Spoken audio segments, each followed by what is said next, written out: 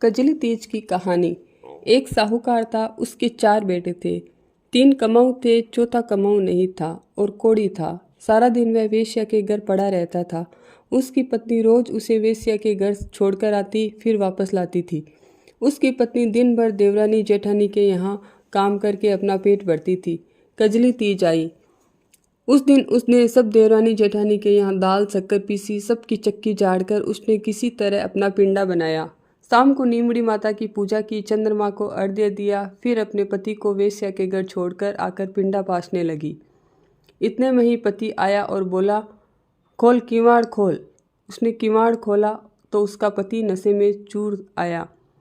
बोला, मुझे वापस वेश्या के घर पहुंचा कर आओ। वह उसे गोदी में उठाकर छोड़कर आई। इस तरह करते 6 बार हो गया। 6ठी बार जब वह वापस घर आने लगी तो बरसात होने लगी। रास्ते में आड़ी नदी बह रही थी और वहाँ आकाशवाणी हुई, आवड़ती बाई जावड़ती बाई दोना गोल पी जंकोल पी। वहाँ पर एक आकड़े का झाड़ था। उसने पत्ता तोड़कर दोना बनाया, नदी में से पानी लेकर पिया और दोने का 2 टुकड़ा करके फेंक दिया। घर आई और पिंडा पासने बैठी। उधर तीज माता ने पति को सद्बुद्धि दी। वेश्या के साथ उसकी लड़ाई हुई, तब वह वेश्या को दिया हुआ सारा धन और गहना लेकर वापस घर आ गया।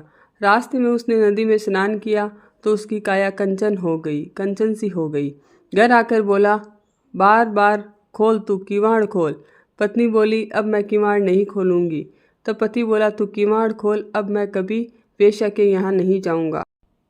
पत्नी ने दरवाजा खोला तो देखा कि पति की काया कंचन सी हो गई है। दोनों ने जोड़े से तीज माता की पूजा की, 7 बार पिंडा पासा, 7 बार दोनों ने लेकर कच्चा दूध पिया। तीज माता की कृपा से उनके घर में धन के भंडार भर गए और दोनों सुख शांतिपूर्वक आनंदपूर्वक रहने लगे। हे तीज माता, जैसे साहूकारनी के सुहाग की रक्षा की, वैसे सबकी रक्षा करना, अधूरी हो तो पूरी करना।